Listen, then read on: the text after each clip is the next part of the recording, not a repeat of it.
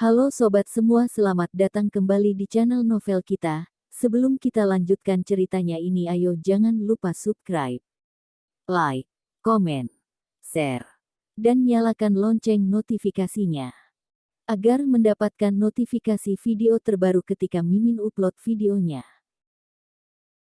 Istri yang dimanja, bab 95 menghambat. Amandamu melihat lagi kolom komentar itu. Berkat usaha keras yang dilakukan Siska Mu beberapa bulan ini, dia semakin melihat malah semakin merasa komentar itu seperti ada orang sengaja mengirimnya, dan komentar yang mengikutinya sepertinya merupakan beberapa warganet yang dipanggil. Amandamu teringat Lucy Sen. Dia menangkap banyak layar komentar itu dan dikirimkan ke Lucy Sen.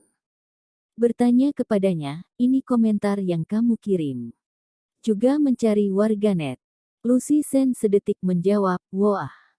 Kamu bisa mengetahuinya. Kamu jujurlah, apa kamu memasang sesuatu yang aneh di dalam ponselku?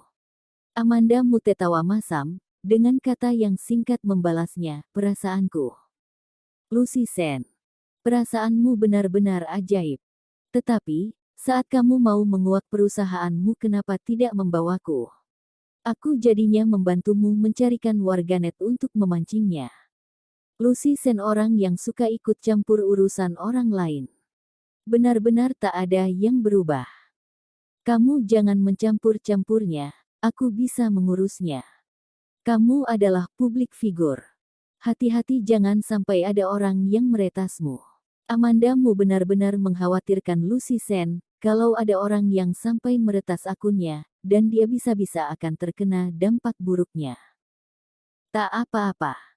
Tak akan bisa dijatuhkan, pekerjaan ini aku rahasiakan dengan sangat bagus, tak usah dibahas lagi.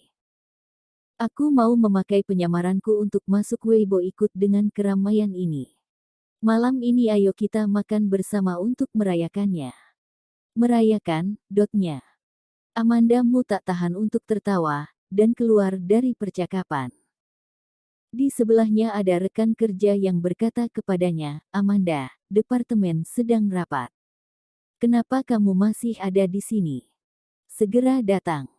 Amandamu memasukkan ponselnya ke dalam kantong. Di belakang berjalan mengikuti segerombol orang untuk pergi rapat. Orang yang memimpin rapat bukan Siska Mu, tetapi wakil manajer. Wakil manajer memasang wajah serius, semua orang silakan hubungi pelanggan proyek kerjasama di tangan masing-masing, tenangkan mereka terlebih dahulu. Pelanggan yang ingin mengakhiri kerjasama, semuanya silahkan untuk mencoba yang terbaik untuk membujuknya. Amandamu dengan bosan memainkan rambut kepalanya. Mendengarkan dengan santai.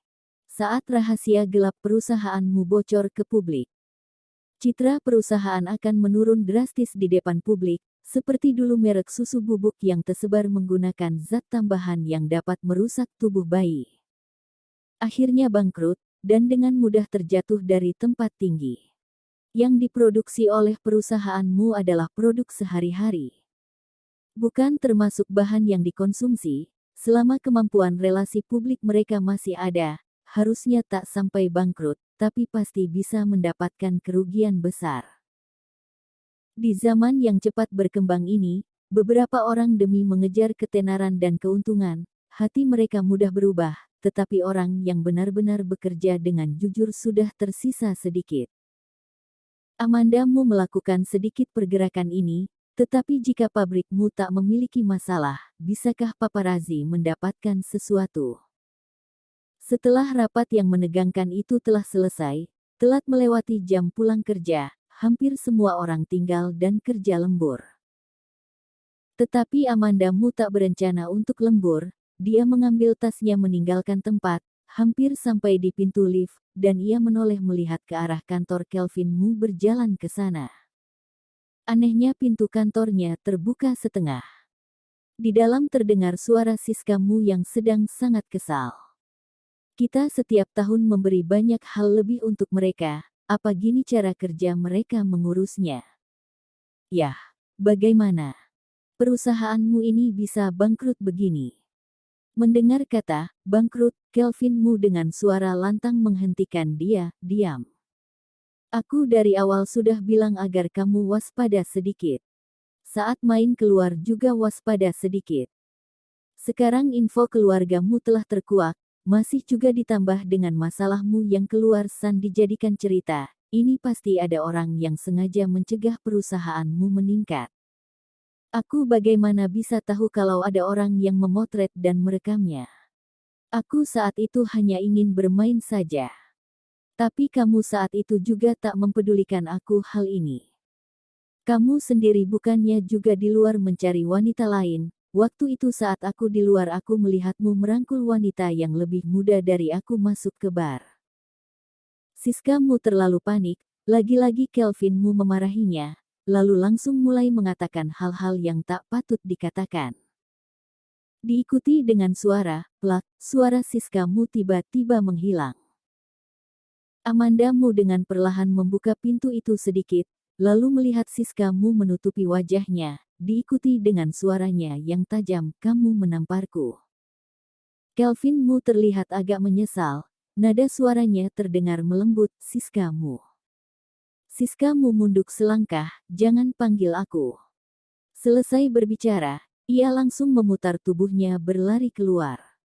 Amandamu melihat hal ini, dengan segera membalikkan tubuhnya meninggalkan tempat itu. Saat hampir mencapai pintu, ia terpikirkan kejadian lalu yang terjadi di depan pintu perusahaanmu. Orang-orang menghadangnya, dari tasnya ia mengeluarkan masker dan topi. Di musim dingin dia sering terbiasa mempersiapkan masker di tasnya, tapi tak menyangka dapat berguna di saat-saat seperti ini. Amandamu saat keluar, langsung dikelilingi oleh wartawan. Apakah Anda merupakan pekerja di perusahaanmu? Apa posisi yang Anda miliki di perusahaanmu, berhubungan dengan rahasia gelap pabrikmu? Apakah kalian para pekerja mengetahui dengan jelas hal ini? Maaf, no comment. Setelah Amandamu selesai berbicara, tak sengaja menolehkan kepala, melihat Siskamu berjalan keluar. Amandamu memutar kepalanya, bersuara, pertanyaan kalian, manajer departemen kami mungkin bisa membantu menjawab kalian. Wartawan itu langsung melihat ke arah Amandamu melihat, dan melihat Siskamu. Meskipun tubuh Amandamu sangat ramping dan ideal. Mata yang terlihat juga sangat cantik, tetapi pakaian yang digunakan sangatlah biasa, sedikit pun tak terlihat seperti orang penting pada pekerjaannya. Tetapi Siskamu menggunakan pakaian bermerek. Pakaian yang minggu lalu baru dikeluarkan di pekan mode.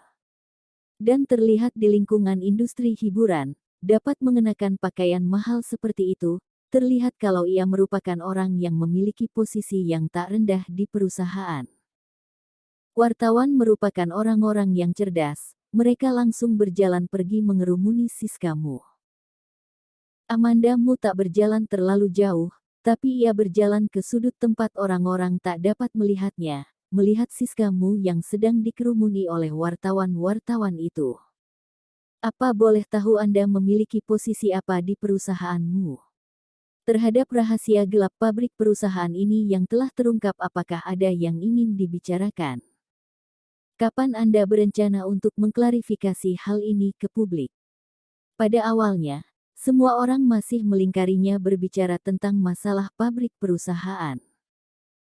Juga tak tahu siapa yang tiba-tiba mengenali Siskamu yang sebelumnya pernah direkam di video tak senonoh, baru berubah menanyakan hal itu. Apakah kamu tokoh utama video tidak senonoh itu di Weibo sebelumnya? Kehidupan pribadimu sangat kacau, apakah kamu masih bisa mengatur perusahaan? Reporter yang mengajukan pertanyaan jelas tidak tahu bahwa Siskamu adalah putri Kelvinmu. Lagi pula mereka bukanlah wartawan hiburan, hanya sekedar tahu tentang masalah itu saja, dan tak beberapa memperhatikannya. Tapi ada wartawan yang dengan cepat merespon, mencari masalah video itu di internet. Lalu langsung memulai live broadcast di depan pintu perusahaanmu. Halo semua, saya wartawan. Saya sekarang sedang berada di depan pintu perusahaanmu, Dan wanita yang berdiri di belakang saya dikelilingi oleh wartawan adalah manajer tingkat menengah dari perusahaanmu. Menurut berita, manajer ini terperangkap dalam skandal video tidak senonoh beberapa waktu lalu. Untuk hal ini, sebelum reporter selesai berbicara, Siska Mu merampasnya dan menyalakan mikrofon yang ada di tangannya. Siska Mu tidak memiliki gambaran kalimat yang ingin dikatakan pada saat ini, tapi berkata dengan nada tercela, "Apa yang kamu bicarakan? Tidak bisakah kamu wartawan dengan serius melaporkan sebuah fakta? Bagaimana hal-hal yang tidak berdasar ini dilaporkan?" Wartawan lain mengambil kesempatan saat Siska Mu melakukan hal di luar dugaan ini, dengan cepat memotretnya dengan ganas. Kilatnya sangat menyilaukan mata, Siska Mu menggunakan tangannya untuk menutupi wajahnya. Dengan suara sedikit histeris, "Jangan potret, ku bilang jangan potret, penjaga. Penjaga ada di mana? Bawa mereka pergi dari sini." Wartawan yang tadi mikrofonnya dilempar, mengambil kembali mikrofonnya. Dan ternyata MC berfungsi. Dengan segera melanjutkan live broadcastingnya, "Orang yang baru saja menjatuhkan mikrofon saya adalah manajer perusahaanmu. Saya baru tahu bahwa dia adalah anak perempuan dari presiden perusahaanmu, yang bernama Siska Mu." Bersambung.